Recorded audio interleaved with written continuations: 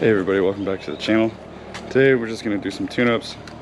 Quick, simple how-to. This is something I do every time I change my oil, but just a little bit added of a difference. I'm actually deleting the oil cooler. My lines are leaking pretty good. I don't have a need for it right now at this point in time. It's okay to not run your oil cooler. I plan on getting a cooler down the road. I'm just going to delete it now and check out this awesome stuff. Got some cool new toys, just some cool new things. Just kind of doing like a little combined video of what's going on, how to delete your oil cooler, some new oil cooler delete plugs that just hit the market. I'm gonna check those out, and then we're also gonna change our spark plugs. So just a quick little tune up for the Evo. It's been a little under 3,000 miles, and by a little under I mean like give or take 50 miles. Time to change the oil, which by the way, if you don't know, change your oil every 3,000 miles. Evos love that.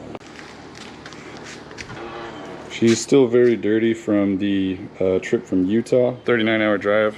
Post that video right here. Untouched stock block, 6466 Evo 8. I absolutely love it. So yeah, first thing you're gonna do, you're gonna want to pull off your front bumper. I've got it pre-made with my front bumper, the quick release for the Voltex front bumpers that they have. I still think it's an awesome little thing to have.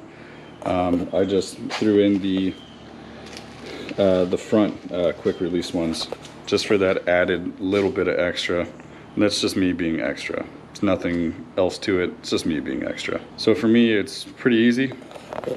I just go underneath, hit this button right here, hit this button right here, right?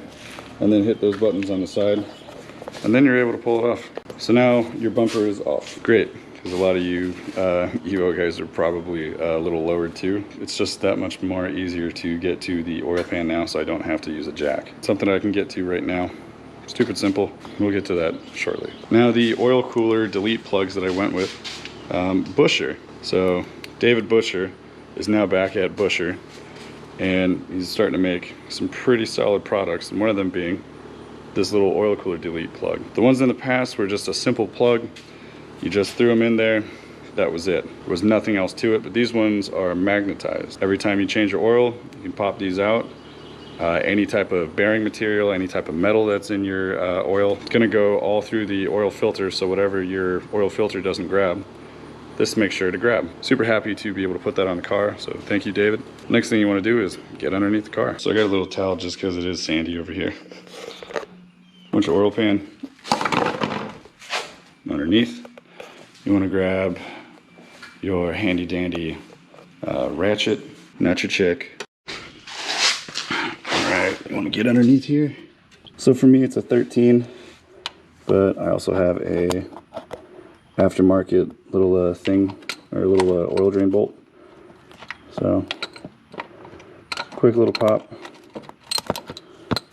Nothing outrageous. So now I'm going to twist this off by hand. Keep this underneath here. Now this would be easier with a jack or with the car in the air, but I like to make it difficult on myself. I'm also lazy. Twist right before you feel like it's gonna pop.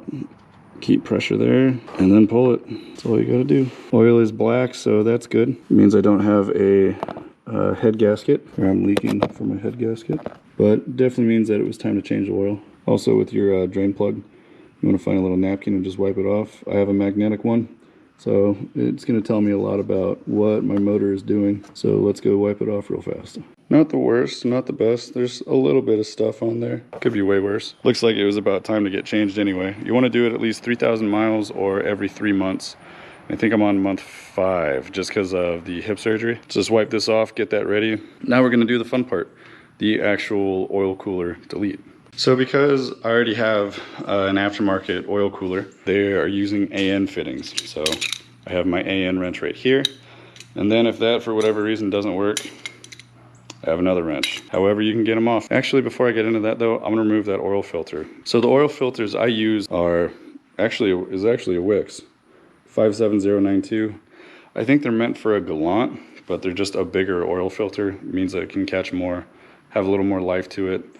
I don't feel like spending 15 bucks per oil filter on a K&N. Can't remember what YouTube video I saw, but Wix is actually the contender with K&N, if not like right there with K&N, except it's half the price. More than happy to spend less, but still have the same amount of performance from it. Here I have this little oil filter wrench. 808215. Throw that in your 3/8 ratchet, put it on the oil filter, and there you go. You can do it by hand, but I'm trying to not get dirty and I'm not trying to get oil everywhere. Righty tighty, lefty loosey. You don't really have to make it all that tight. Let's see if I can do this with those hoses right there. So when you get it to do what you want it to do, slowly twist that. All right, and it's gonna leak. Let's get ready to catch it when it's ready to go.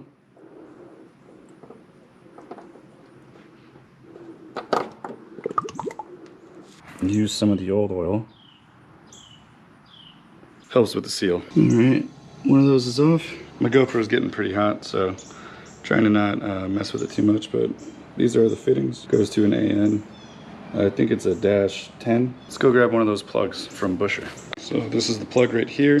An 8mm Allen key for them to go in. Let's see what it looks like when it's on. Oh, trying to do this one-handed with the camera is a little rougher than what I thought it was going to be. Trying to get it to thread by hand. Beautiful. Absolutely beautiful. One down.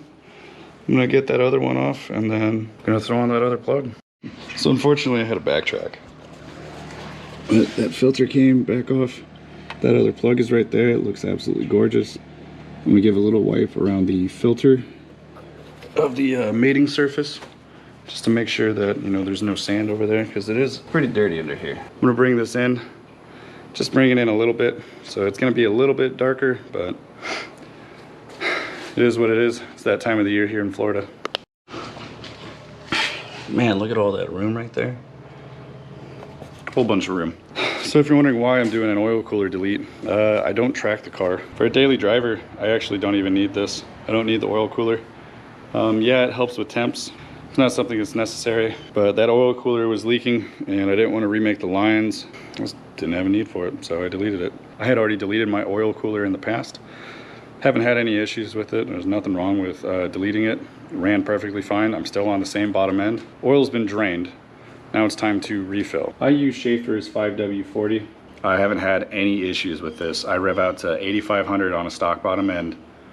I have zero issues with it. This is not placement. This is just, hey, this is what I am using. Stock bottom end, Evo 8, pushing over 500 wheel. I'm running right now pretty close to 30 pounds. I'm actually, yeah. Right now I am running 30 pounds. So I'm in the process of doing some tuning, so I figured I would just do all this stuff right now. So that's why I'm doing it. Just gonna throw that on in there.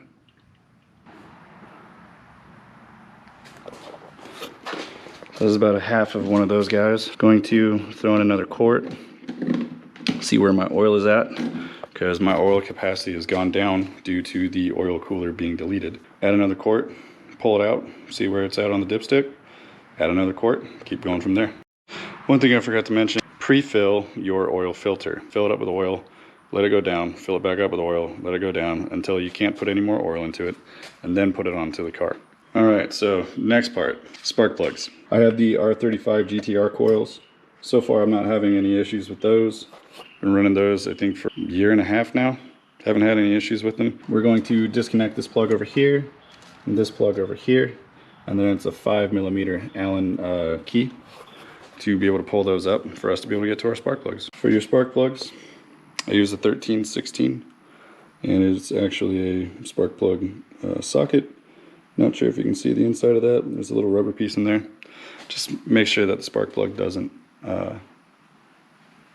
come out. It's about to dump. So I'm gonna finish this real fast. Anyway, you guys get the idea. Lefty loosey, righty tighty. Before it gets too rainy, these are the new guys.